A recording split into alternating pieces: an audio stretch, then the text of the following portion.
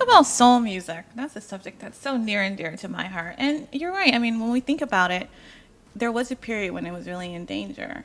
And I think it's interesting that you had the vision to see a way that you could actually create a forum to both work, I think, as you always say, to preserve, to sustain, and to innovate.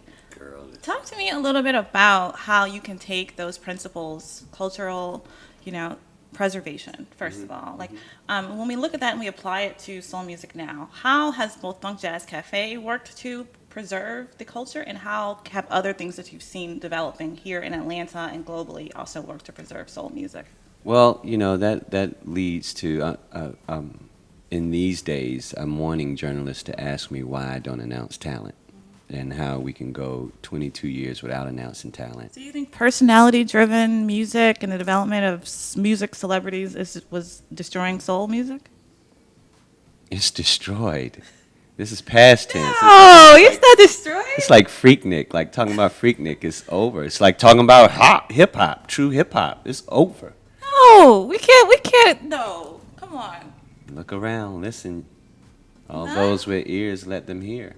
I mean, the foundation is here. We just lost the greatest singer, poet, performer, icon that we could ever have. Now we know the difference between Prince and Michael Jackson. You know what I'm saying? You are not going to get that again because the landscape is not there to cultivate it.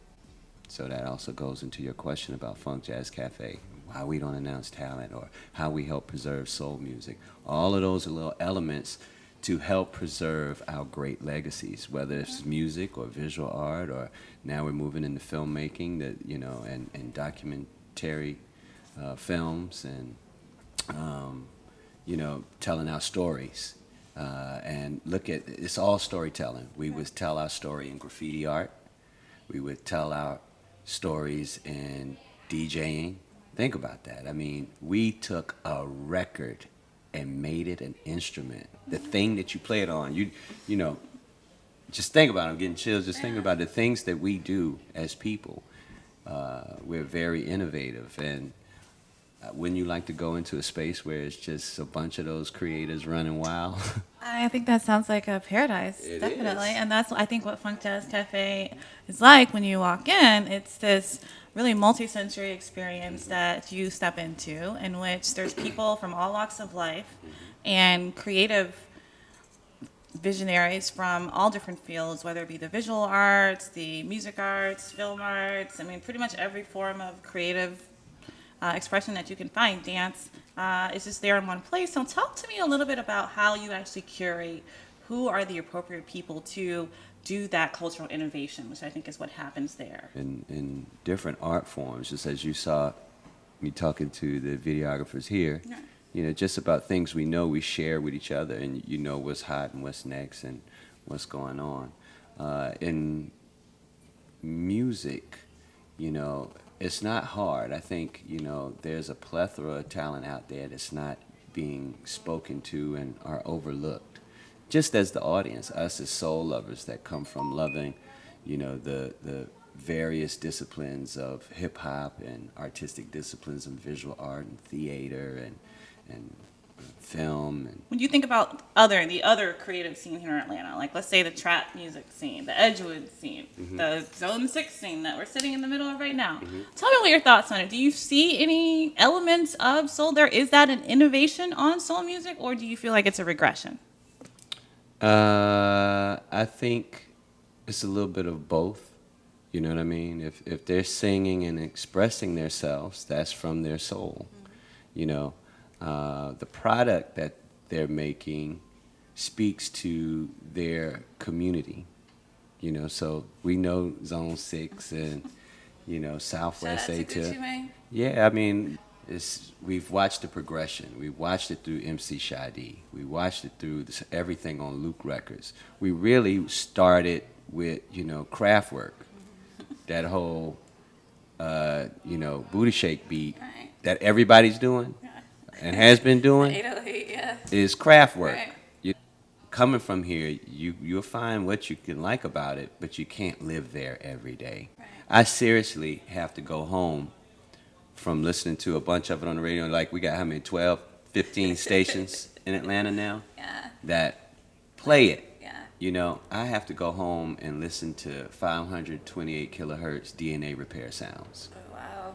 You know, I feel like I fell in I think frequency. I'm going to start that. You should. I'm just thinking. Everybody Thank you for watching putting this me shit. on to that. 432 kilohertz, 528 kilohertz. You could just Google it or go to YouTube. Yo, is it a gym? You know, DNA repair. Just if you ever seen the water test, when you speak love in the water and freeze it, it makes certain crystals. Dr. Emoto did that study. And, you know, they play rock music. It's diffused, you know, sickles and cells. So the same thing with your blood cells. 50th Funk Jazz Cafe is upon us now, and I'm really excited. I cannot wait to be there. It's going to be at Tabernacle on May 21st. And reflecting before we get to what that experience is going to be like so our audience can build their anticipation to attend, tell me about some of the most memorable moments that have occurred in the first 49 shows, some of the memorable performances and just even crazy things that have happened. Not a lot of crazy things. No babies made in the bathroom or anything There like have been that? babies. Funny you say that. One of the biggest things that I feel great about is I've at least had 1,000 parents, no exaggeration, come up to me and said, I met my husband, I met my wife at FunkJazzKafe. Wow. Here's our 12-year-old, here's our 9-year-old. And you're like, yeah, that's where like minds meet. People who like, you know, a broader scope of talent and entertainment. Artistic excellence, you know, as opposed to, we getting fed trash in 2016 and 21st century. And everybody knows it. Everybody knows it. You know, somebody was talking about, you know, as Prince died, like, what's next? And I was like, well, if somebody can come along and make something that your mother likes, you like, your grandmother likes, and your child likes, That's right. we're cooking. Right. Omar from the UK, Public Enemy, Too Short doing Buy You Some. Oh, that song. Oh, yeah, I love that. You know what I mean?